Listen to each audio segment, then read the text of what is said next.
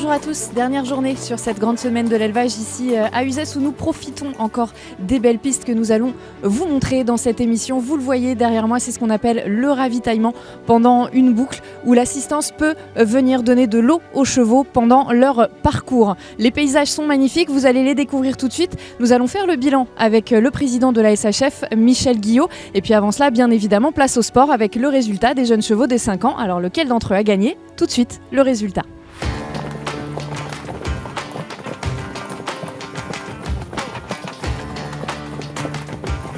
Le voici champion de France pour la deuxième année consécutive. Déjà victorieux à 4 ans l'année dernière, Ragnar remporte donc un deuxième titre. Hongre arabe, c'est un fils de Divamer et Mindor du Bournais par Djourastu, né chez Patrick Mandy, son propriétaire.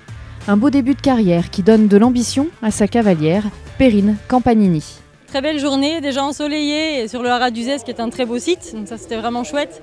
Une très belle équipe, des très bons chevaux, on retrouve notamment les gagnants, le gagnant et le vice-champion l'année dernière des 4 ans, encore une fois sur les 5 ans cette année, donc des chevaux qui confirment leur qualité.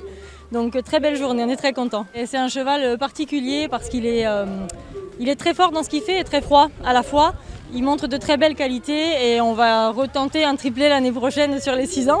Avis aux amateurs, ça mettra un peu de sport et c'est sympa. Ce cheval, c'est un cheval issu des courses de plat qui a été réformé, manque de vitesse et qui performe très bien dans la discipline comme on retrouve beaucoup. Des chevaux de course qui reviennent dans la discipline de l'endurance et qui performent derrière, notamment parce que le cœur est déjà bien travaillé depuis jeune et ça les aide énormément au niveau de la récupération cardiaque.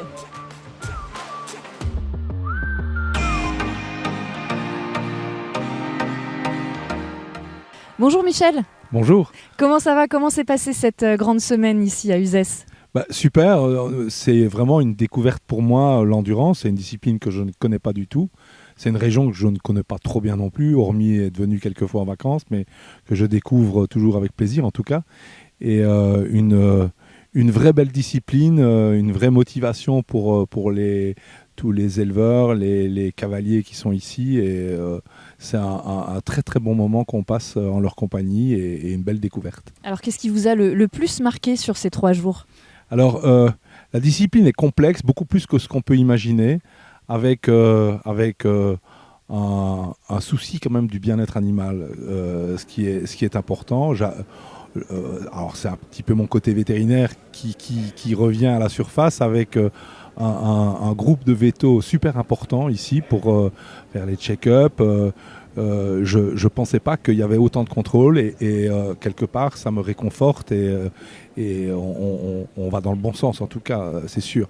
Et puis alors l'autre élément qui est vraiment super sympa, c'est le côté familial de ce sport où c'est pas juste un cavalier et un groom avec le cheval, c'est toute une équipe, parfois elle est énorme et on s'attend à un poste, à une assistance, on refroidit le cheval, enfin tout le monde est partant et ce côté familial ou en tout cas amical est attirant et moi-même je suis hyper séduit par ce sport-là. Quand je fais du CSO et que si on emmène un cheval et qu'il fait 4 points sur le premier obstacle, la course est finie. Ici, je veux dire, ça dure quand même plus longtemps et le plaisir est long, quoi, voilà. Alors ce plaisir, en plus, vous l'avez un petit peu vécu sur les pistes aussi, au-delà d'avoir vu les vétérinaires faire leur travail. On se rend compte de cette discipline emblématique qui fait aussi un grand succès en France. Mais là, en plus, on voit le plaisir que ça peut être de la pratiquer. Ah oui, tout à fait. Mais quand on discute avec ces cavaliers, qu'on les voit arriver à l'assistance, leur équipe qui court pour être prêt, c'est super motivant et je trouve que il y a un vrai partage de ce plaisir où les gens vont sur les postes d'assistance uniquement pour voir ce moment important, quoi. Donc je trouve que c'est vraiment un moment chaleureux. Quel regard vous portez après ces 3 jours sur l'élevage français en endurance? Est-ce que vous vous êtes fait une petite idée un peu plus précise peut-être que ce que vous connaissiez avant? Disons que oui, je pensais que c'était un élevage de pur sang arabe et moi j'ai un peu l'impression, vu de ma fenêtre, que c'était des pur sang arabes plus typés, un peu chauds. Et aujourd'hui, on se rend compte qu'il y a du gabarit, il y a du modèle dans ces chevaux d'endurance, de la locomotion, une grande locomotion, beaucoup d'amplitude. Et on a l'impression que cet élevage évolue très fort. J'ai été frappé de voir la différence de modèle entre les 6 ans et les 4 ans. Qui étaient 2 jours d'affilée. Et je me dis, les 4 ans, ils ont plus de volume et je me demande si ils n'ont pas progressé encore en 2 ans de temps, quoi. Donc là, on va voir les 5 ans, mais j'en ai déjà vu quelques-uns en piste. On a l'impression qu'on se dirige vers un cheval peut-être un petit peu plus grand, avec plus d'envergure. Et voilà, je pense que c'est ce qui convient à la discipline. Les éleveurs font donc très bien leur métier ici en France.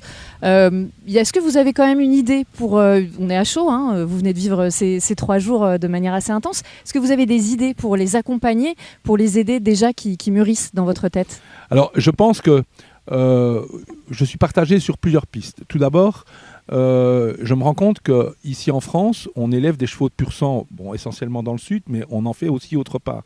Notamment en Bretagne, il y a un bel endroit pour faire cet élevage-là, et ces éleveurs-là sont nombreux, et les professionnels qui valorisent les chevaux arabes sont très nombreux. Et puis dans le nord aussi, et je pense qu'ils ont des difficultés pour rejoindre ici cette belle finale. Donc je réfléchis déjà à des possibilités pour que on peut difficilement imaginer, je pense, de déplacer la finale en Bretagne en octobre, parce que le climat est trop incertain, et je pense qu'on est au bon endroit. Mais par contre, est-ce qu'on ne peut pas trouver des solutions pour les aider, pour venir ici? C'est clair que ça, c'est ma première réflexion. Et puis ma deuxième réflexion, elle vient aussi du commerce des chevaux, parce qu'on élève pas pour les garder chez soi, on élève pour les vendre, et toujours dans cet esprit de professionnalisation de la filière, il faut que l'éleveur vive de son métier. Aujourd'hui, le commerce s'est un peu fragilisé, un petit peu à l'inverse de ce qui se passe dans d'autres disciplines, où on a vu dans le CSO que ça repartait à la hausse. Ici, ça repart plutôt à la baisse. Et c'est un peu inquiétant. J'ai rencontré des éleveurs qui ont fait saillir beaucoup et qui sont inquiets, qui se disent comment on va vendre. J'ai entendu quelques prix circuler sur des 6 ans, et c'est vrai qu'on arrive difficilement au prix de revient des chevaux. Donc ce marché-là est fragile, et je pense que aujourd'hui, il s'est focalisé sur essentiellement des chevaux qui partaient à l'étranger, dans des pays lointains, et alors que finalement ce sport-là, on a l'impression qu'il peut intéresser plein de gens en famille, comme je l'ai dit tout à l'heure, en France. Et est-ce qu'il ne faut pas faire une démarche pour pouvoir attirer des amateurs et venir leur faire acheter des chevaux ici, quoi. Donc voilà, c'est un peu les 2 réflexions que j'ai comme ça à brûle sur point, parce que je précise que je ne connais pas du tout cette discipline, quoi. Mais c'est le terrain qui vous apporte ces réflexions. Et justement, le terrain, vous l'avez vécu sur toutes ces grandes semaines. Quel bilan global vous tirez après cette saison 2021 ? Alors, le bilan global de toutes ces finales, c'est très enrichissant pour un président.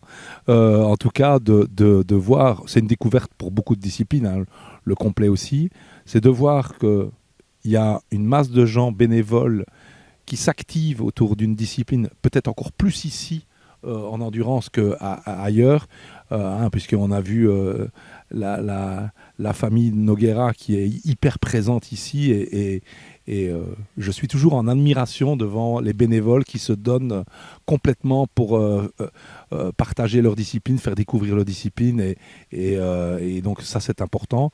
Après, c'est vrai que moi je suis toujours avec...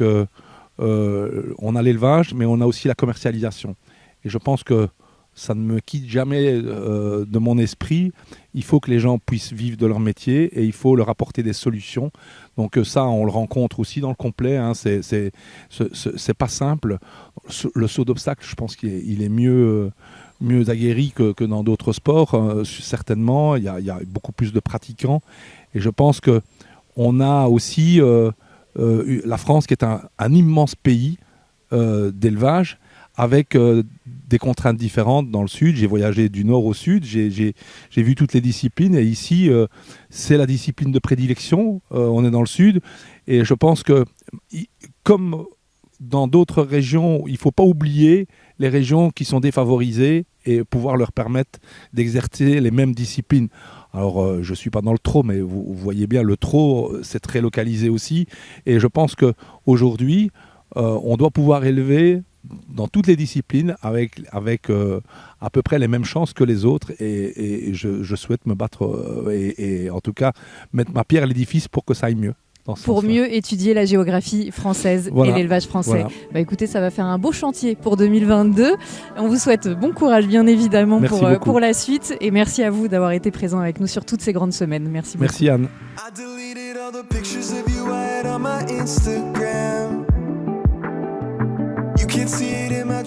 Et voici venu le clap de fin pour cette grande semaine de l'élevage ici à Uzès. Merci à tous de nous avoir suivis. J'espère que vous avez apprécié toutes ces belles images concoctées par Laurent et Vincent pendant toutes ces grandes semaines de l'élevage, car c'est bien ici, sous le soleil d'Occitanie, que se termine cette saison 2021. Merci à la SHU, bien évidemment, à la SHF et à l'Éperon pour leur collaboration.